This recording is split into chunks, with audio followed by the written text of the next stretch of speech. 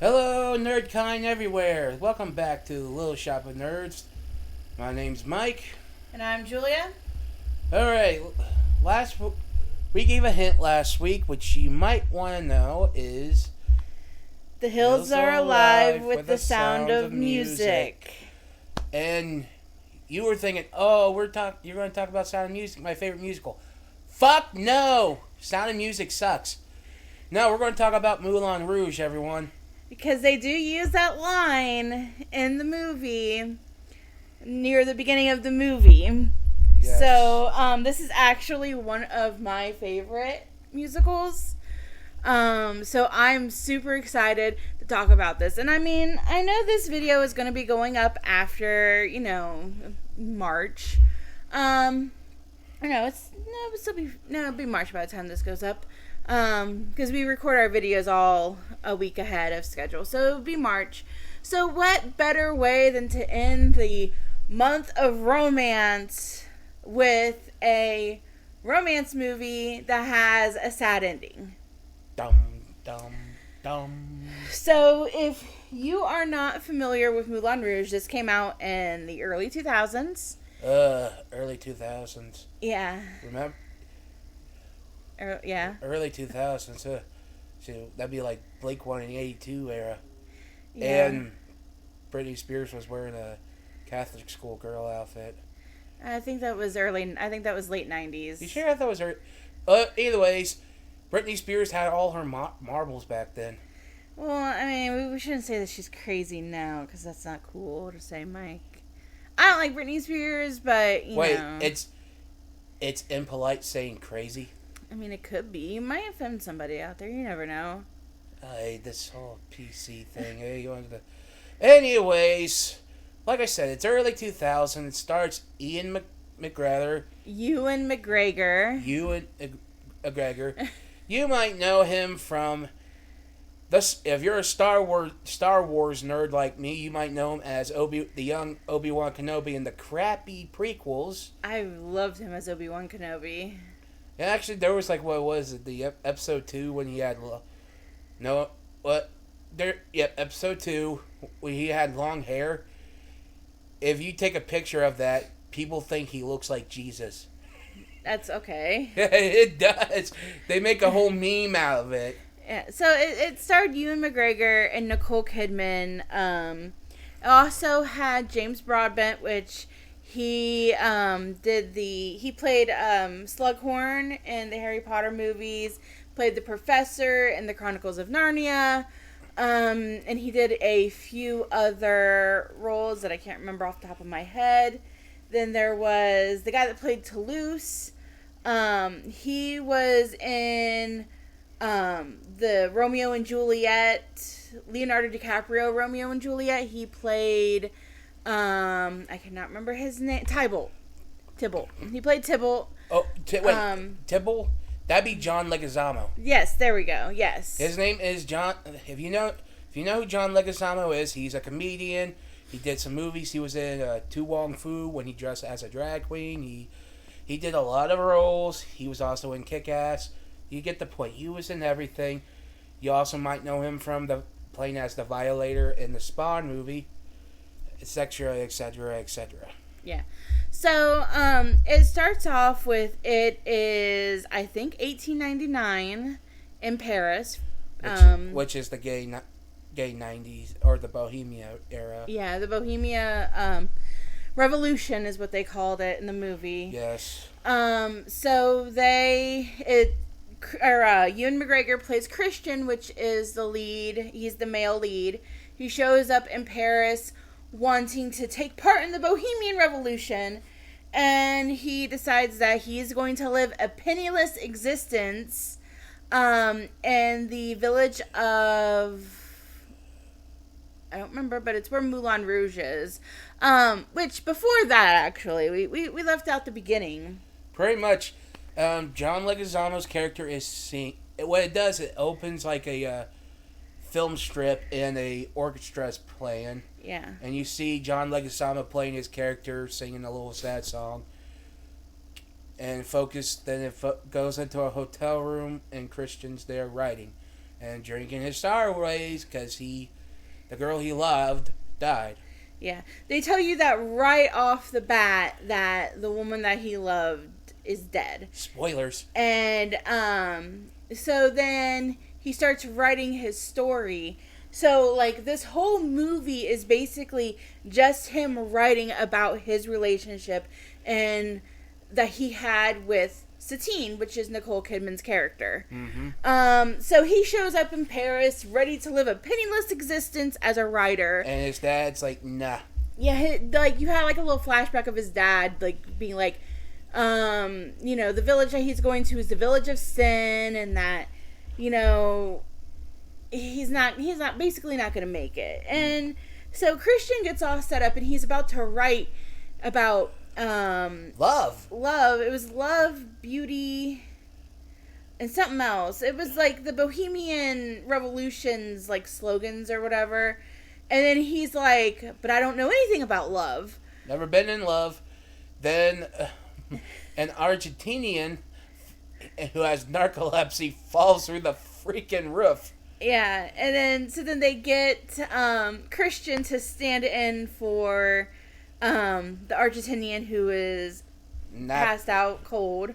Yeah, and they're like trying to do, like, they had these weird machines that's like instruments, and they're just trying to figure out what'd be a best lyric here, line, whatever. And everyone's just like, but before all that, you see John Leguizamo come in dressed as a nun, but he's like a dwarf.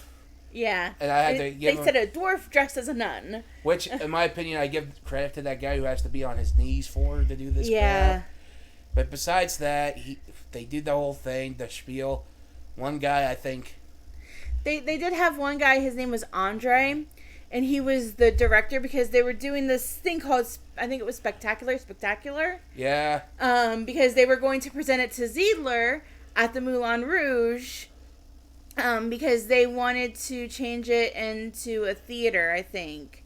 Because they had cut this out of the movie, but I used to have, I'm going to be showing my age here, but I used to have the VHS copy of this movie, and there were some deleted scenes, and the deleted scenes were Ziedler talking about how much he went into debt trying to modernize the Moulin Rouge, give it lights, all of that. And he went into so much debt and could hardly pay it off, so getting an investor for a play would help him get out of debt and hopefully generate some revenue so he could get out of debt, basically. So was this before or after Christian? He modernized the Moulin Rouge before Christian showed up. Okay, so in one way it's... So, okay, I understand. So apparently he wasn't making enough just having it be essentially I don't want to say it was a strip club because they don't really strip. It's more a can dance. Yeah, but some of the girls do indulge in pleasures of the flesh. Okay. That's actually pretty prostitution. That's actually, like, especially with Satine. Oh, yeah. It was pretty obvious that prostitution was going on there too. Well, either way, it's all that Christian says a line, which is, "The hills are alive of the sound of music," and him and Andre, like, even the guys were like, "Hey, you and Andre, that's a good line. You and Andre should collab." And Andre's like, "Fuck that, I'm out of here." Yeah. So then they're like, "Well, let's take Christian to Ziedler." When they found out that he was, they said that Ziedler wouldn't approve because he had never done anything like this before. And he, because they asked him, was like, "Have you ever done this before?" He goes, "No." He goes, "But I am a writer." And the Argentinian walks over and he goes, "I like him." And then he throws out his arms and he touched Christian's crotch. And Christian's like, "Oh." And he's like, "I don't mean anything. The boy just has talent." Yes. Either way. There's some funny moments in this movie. And they take a shot at, was it Abston? And they take a shot of absinthe, yeah. And see the little green fairy. Yeah. And then you hear Ozzy Osbourne, which I didn't realize it was Ozzy Osbourne until I was watching the credits, because I really like the ending credits theme song, but that's beside the point. Either way, they go to the Bordello or Moulin Rouge, and they see all the if you look at this, it's like all like they played that song by what was it, Little Kim and Queen Latifah. Yeah, Lady Marmalade. It had Pink, Little Kim, Maya, Christina Aguilera. Queen Latifah. No, Queen Latifah wasn't in that one. Yeah, I think she was the host. She might have been the host. Yes. But like the song doesn't feature Queen Latifah. Well, either way, it doesn't matter. Everyone's singing the song pretty much. Mm-hmm. Well, they're singing a lot of different songs because basically it's what I guess you would call a jukebox musical. It is a jukebox musical. They're just combining everything at once, which works sometimes. Sometimes it doesn't. But it's just singing, can dance going up everywhere, guys drunk, throwing out money. You get the whole spiel, and yeah, you get the point. It's all that. Then bam, cue the spotlight. You see Nicole Kidman in like a sparkly dress, and she sings. It's like a sparkly corset type of outfit. Well, either way, they start singing the song from a Marilyn Monroe movie called "A Diamond Is a Girl's Best Friend." Yeah, and they sing it, and I think don't they tweak it a little bit? Yes, a little bit.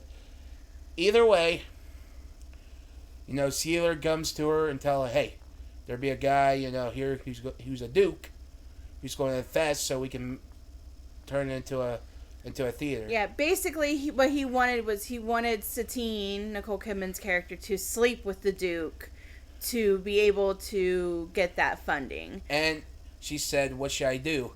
He's like, do the temptress. Yeah. And he said, it'll be a guy with a handkerchief waving. Yeah, because, it was, Toulouse was leaving to tee things up, is what he said. And then he knocked into the waiter that spilled wine or alcohol or something on the Duke. And Toulouse was trying to wipe him off, but it looked like he was waving the handkerchief. So Zeller was like, "Oh, Toulouse is waving a handkerchief at him."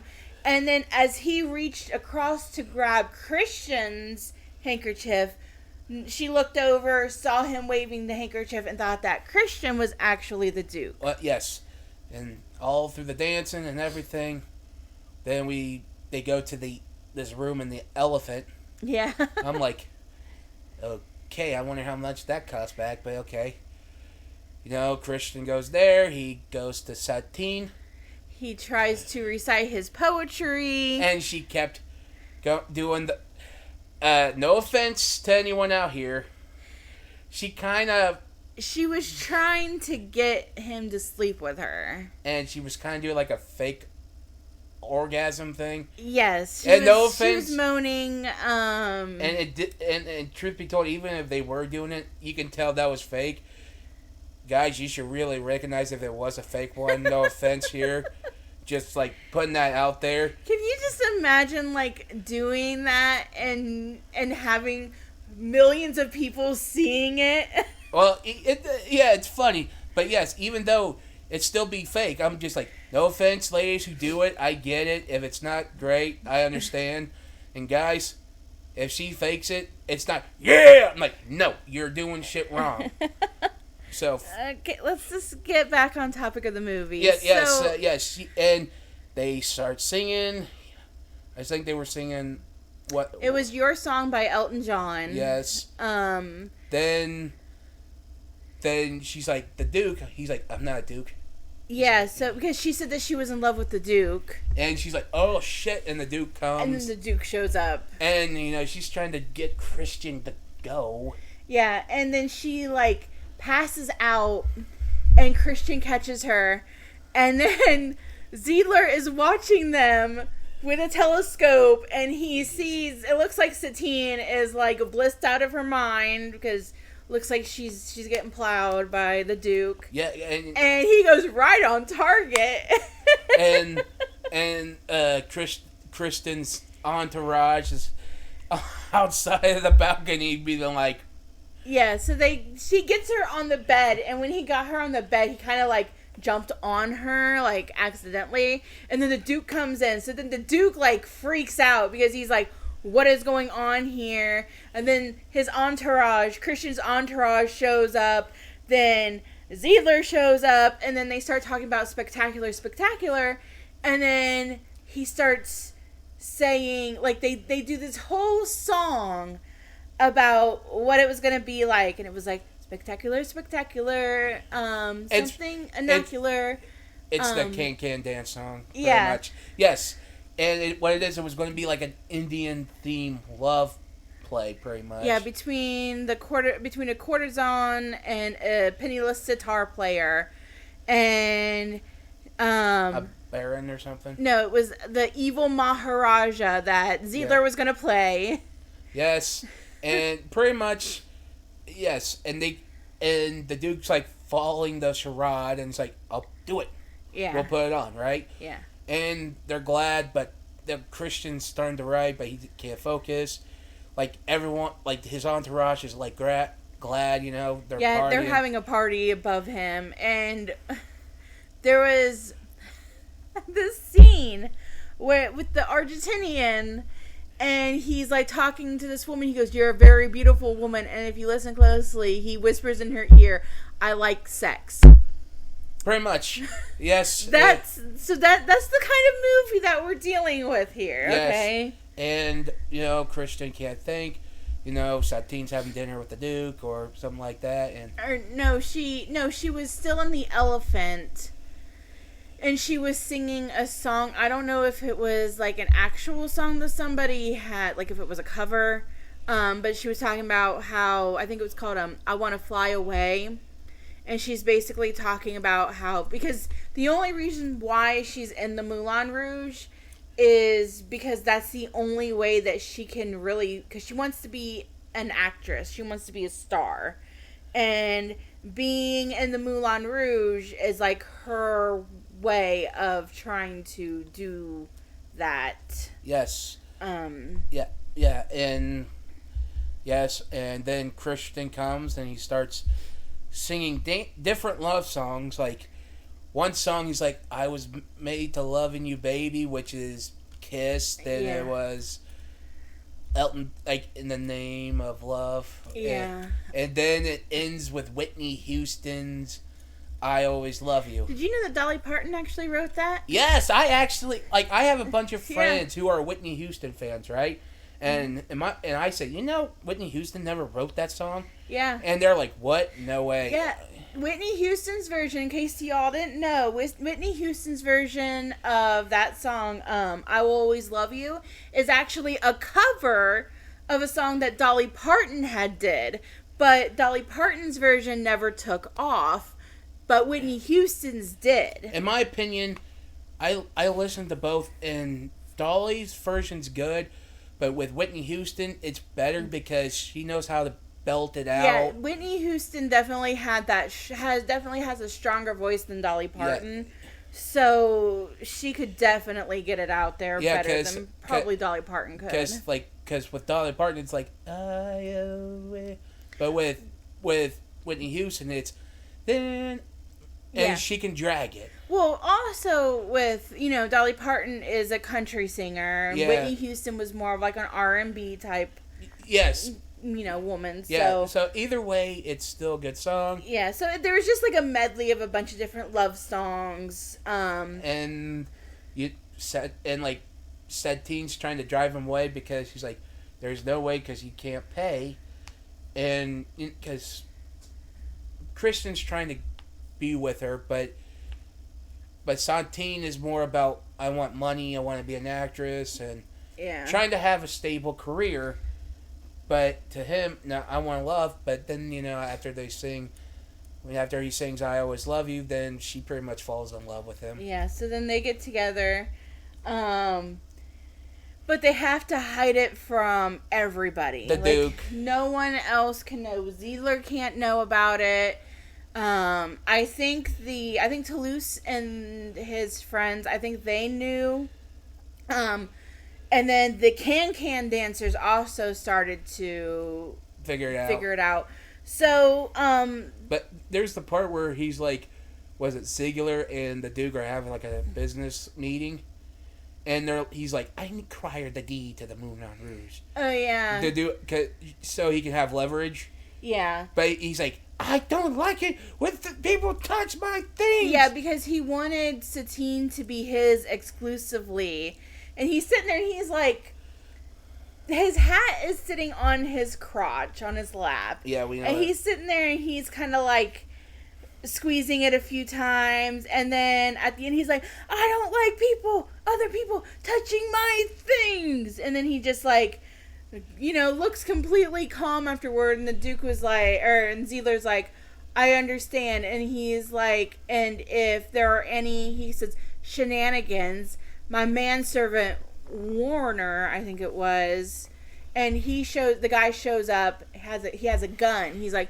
we'll take care of this the only way that you undershow folks would understand. I think that's before he started yelling that he didn't like other people touching his things. Yeah, so, and what they do is Christine and Christian do the Satine and Christian do their little love spiel, like when they're ready to kiss or something, when the Duke walks in, he's like, they pick out a script like this and that. I'm like, okay. Yeah. So they were definitely trying to hide it. They were yes, doing a lot of things together. And she kept putting off the dinner that she was supposed to have with the Duke. And eventually the Duke just starts getting sick of it. We do find out though that Satine is sick. She has consumption, which is actually tuberculosis. So, but here, when they were doing the little dinner thing, that's when they did the. I think before the dinner, one of the can dancers, what's her name? Nene. Nene. She's her like, name. She's like, what? It's stupid. Why would the penniless right to go? What? No, why would the courtesan choose the penniless rider? I mean, sitar player. And that's when the Duke gets. That's when the Duke starts to get a little suspicious, because he didn't like the way that they were going to have the play end was, the courtesan was going to choose the penniless sitar player over the Maharaja, and the Duke did not like that ending because he thought that after he found out that there might be something between Satine and, because there was a scene where they were making out, and that's when Ziegler found out that they were together. The Duke almost caught them, and I think that might have been before Nene revealed to the Duke that there might be something going on here. And that's also another thing, and I get what she was doing. She was just so shit doesn't go wrong. But in my opinion, I'm like, why? Yeah, it's like she doesn't have much of a character build up. Now I would understand if they did give her one, but still, it's just I don't understand her motive on that. But maybe it's just one of the things they didn't explain right away and they forgot. Or it's in a deleted scene that we don't know about. Yeah, I don't remember seeing anything else in the deleted scene about it.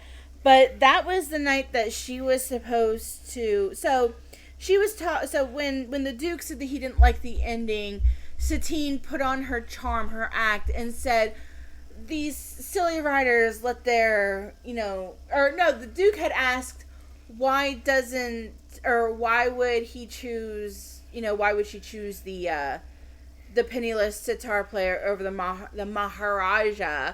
He does this like weird thing with his hand. I wish you guys could see what I'm doing, but and Christian yells out, because she doesn't love you, and then he's like, him. She doesn't love him, and he's like, Oh, and then that's when Satine, like, turned on the act and was like, let's have a little supper and then we can discuss the ending. And so she was getting ready to go, and Christian shows up and he is like, I don't want you to go sleep with him. And she's like, I'm doing this for us, I'm doing this for the Moulin Rouge, I'm doing this for everybody. And then she starts coughing and she has like a fit and she passes out. So the Duke was going to leave, and the manager ran in and told Zeller, he's like, the Duke is leaving. He goes in, he's like saying, oh, she's confessing because she sees this as her wedding night because you make her feel like a virgin. And so then they sing Like a Virgin by Madonna. That was pretty it's pretty fun, it's pretty funny and stuff. Yeah. But still I'm like, huh. Yeah, so and I'm like, truth be told, in my opinion, the whole Like a Virgin thing, the song's not really talking about a girl having sex the first time. It's like falling in love the first time, being like a virgin. I'm like, okay. I'm like, well, how they were doing it, we get it. But truth be told, it wasn't like that. Yeah. But I get it. Because, I mean, at this point, Satine isn't a virgin at this point. No, she... I'd be surprised. Prostitution, You'd be surprised she doesn't have a bump on her lip or so.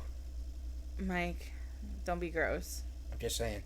Either way, right? Anyways. And they did the whole dinner thing again. Well, no, because she goes to Christian's the next day, and Christian's talking about, well, let's run away together, because she told him, he's like, where were you last night? Why didn't you? Because they were going to run away, or no, they were going to run away. Oh no, that was after the other dinner. Okay, so he goes, where were you last night? And she goes, I told you I was sick. And he's like, you don't have to lie to me anymore. You don't have to lie to me about this. And then she's like, we're going to have to end it. So then she ends up having her supper with the Duke. And Christian goes a little nutty about it. Yeah, they're singing Roxanne by the Police.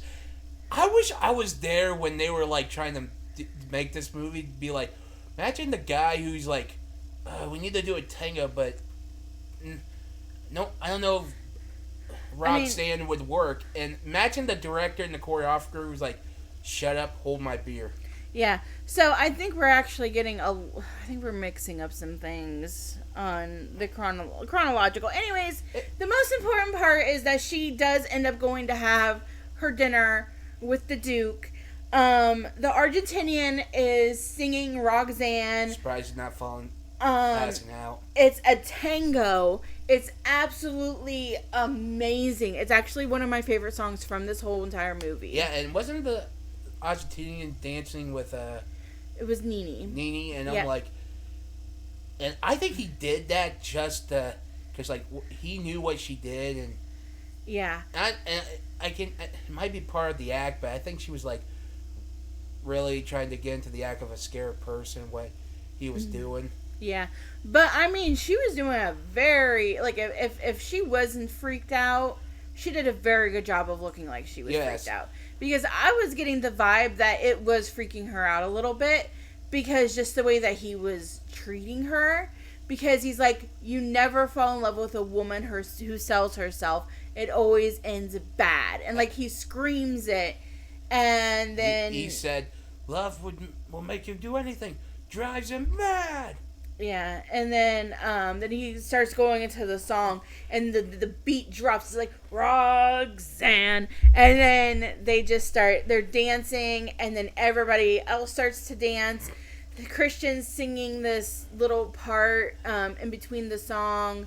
It was, why does my heart hurt? Feelings I can't describe. You're free to leave me, but just don't deceive me. Please believe me when I say I love you. And he's walking out of the Moulin Rouge as he's singing this, And then at one point he stops and he looks up and he sees Satine and the Duke. The Duke kind of like has his arms around her. Because throughout this song, he's talking about this is, you see the dinner happening. And he gives her like this really expensive diamond necklace. Like it's exquisite. He wanted her to wear it during the play. Because that was going to be like his claim on her, I guess. Excuse me. And it was just, so then she sees him, and then she sings softly, which I don't know how the Duke didn't hear it, but just this line from, their song, Come What May, which is a song that Christian had written for the play, but it was also kind of like for them to reveal, hey, I still love you, and, I love you, and stuff like that, if they couldn't say it out loud. And then she sees Christian start to walk away, she goes, no. And the Duke looks down, he looks up, he goes, no. And then he sees Christian, he goes, oh, it's our very own penniless sitar player. And she goes back in, he chases after her, and you hear this violin just going crazy. And he says, you made me believe that you loved me. And she goes, no. He pushes her down, and then he starts to undress her because he's going to get what he wants one way or another. And Sittler's stage right-hand man or whatever comes in. Yeah, his name is Chocolat, is this big black man. He actually caught Satine at the beginning of the movie because at the beginning of the movie, when we first meet her, she does fall from her little perch up in the air, and because she passed out after she was done singing, and he caught her and everything like that. But he goes in, he saves her, knocks the Duke out, and then he brings Satine to Christian. They're like, we'll run away together. Go get what you need. And she goes. Ziegler catches them. And Ziegler's telling them, hey, if you don't bring it off, he's going to kill Christian. And he'll stop the play and everything if we don't change and you get the point. The whole thing. And Christine does the whole... Sorry. Satine does the whole, I don't love you, it's just a game. They sung... Because he did tell... Ziegler told Satine at that point, because she was going to leave. She's like, I don't need you. I don't need the Moulin Rouge. I don't need any of this because, Christian loves me. And then he tells her... He manipulates her by telling her that she's dying, which she is. And he ends up manipulating her, and then he sings The Show Must Go On, which I think is a song by Queen. Yes, The Show Must Go. They all sing it, and they're all getting ready for the play.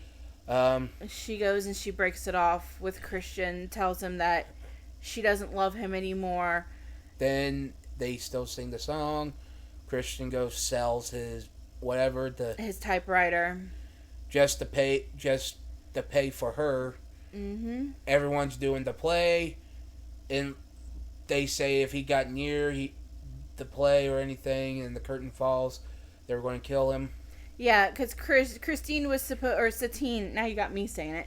Satine was supposed to go straight to the Duke after the play. And, so they do the play, he sneaks in. The Argentinian actually has a narcolepsy spell, and he just falls straight down to the little door, and I'm like, yeah. Christian put on his outfit, and he was able to get through. So he does catch up with her, and it's towards the end of the play, because they did do like a Hindi version of Diamonds Are a Girl's Best Friend. Yes. And then that's when they put the necklace on her, and the Maharaja Ziegler wraps his arm around Satine and says, she is mine, and then you saw the Duke, and he goes, she is mine. And then, Christian comes out. Yeah, so Christian finds her before the end of the play, and he's like, let me pay you. And he's got her crying, her freaking out. He's like, let me pay you. Just let me pay you. And then the doors open and you see her crying her eyes out. Christian is sitting there holding her, I think her arm, and has a wad of cash in his hand. And then he pulls her down the stairs and she falls down. And then he goes, this woman is yours now. And he throws down the wad of cash and says, there, I've paid my whore. And then you hear everybody in the audience just kind of gasp. And then you see a few of, like, the males in the audience just kind of, like, looking at him like, really, dude? And he's, like, slut-shaming someone. Yeah, that's fucked up. Yeah. And, you know, he's getting ready to leave. The guy's trying to kill him. Then John Leguizamo's character just accidentally grabs the board that he was on. Yeah, and he got thrown way up into the rafters. And he overheard what the Duke was going to do, and what he was doing. And, like, before all that, even the Argentinian telling him that the original ending was better than this whole, whatever it was the Duke wanted to do. Yes. And, then, John Leguizamo's character overheard, he's like, I gotta and goes up to the raptor. Yeah. And he's like trying to get him down. He's trying to get down, and he slips, grabs hold of the plane. He's like, says his little note. Yeah. The greatest thing you'll ever learn is just to love and be loved in return. Yes, and they start singing. Yeah, like as he's walking down the aisle, because he does stop, and Christian does. He does stop, and he stops at the end of the aisle because Satine heard it, and then she starts singing their song, their song, "Come What May," and then she's standing there, and then he turns around and he starts singing as well, and he goes back up onto the stage. And the Duke starts to freak out because he was like, this isn't cool. So his manservant still tries to shoot Christian as they're singing the song. The whole group gets involved to sing this song. And, like, the guy dropped his gun. They're trying to get it. Then it flings out. The Duke grabs it. Then Ziegler comes, punches him. Yeah. And then the gun flies out to the roof window, hits the Eiffel Tower and bounces off. And I'm like, okay, that's just yeah, it was because he got up to leave when he realized that he wasn't going to get his way. The gun falls, he picks it up, and he goes, my way, my way, my way, and then Ziegler punches him. And all that, and after they're done, the curtain falls, and Santine dies. Yeah, she starts to get really sick, and he's like, get a doctor, somebody get a doctor. And then he's sitting there holding her in his arms, and she's like, I'm dying. And they have like this exchange, and then she passes away right there in his arms. And so then it goes back to present day.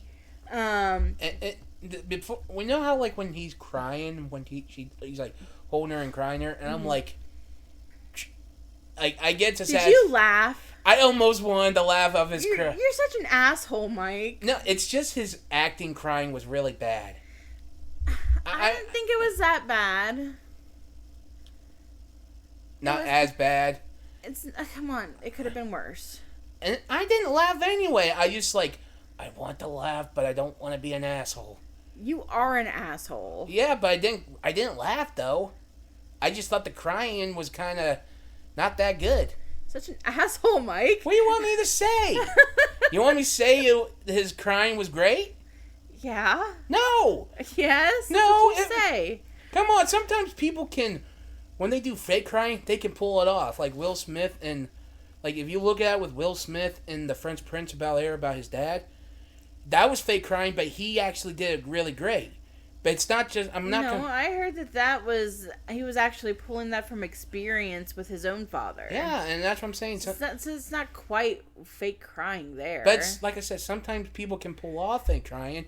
It was just his was okay, but not that great. Anyways, since Mike's being an asshole over here. Fuck you. You're an asshole to anything. You try to... Do you really want to do this on the podcast right now? Fine. So, anyways, it goes back to, I guess, modern day. And, like, you see the John Leguizamo's character, like, finish singing in the little thing, and... Yeah, like, because you just see, like, because, like, when the movie starts, and it's, like, a film strip, it's, like, all, like, black and white, and it focuses on Christian in his room finishing up writing the story, and it focuses on the page and says the end, and it ends with the film strip ending, and you see the guy, the conductor. Ending the song, and it ends. Yeah.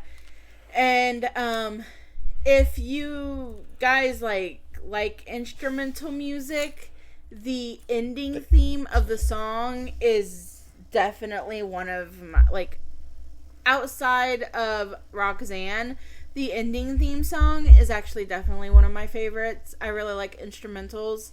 And then at the end, it shows, it was truth, beauty, freedom, and love, I do believe, are the Bohemian Revolution slogans.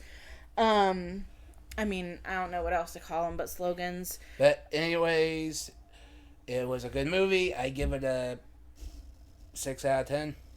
Really? 6 out of 10? There were some parts that kind of bugged me. I mean, I'd give it an 8 out of 10. But that's just because I really like I said, it's not bad. Like, it's pretty good. It's just like there were some parts that did bug me. Yeah. So, like I had mentioned earlier, I did have the VHS to this movie. I mean, that's how old I am. Yeah. I'm in my 30s, just so y'all know. 30s.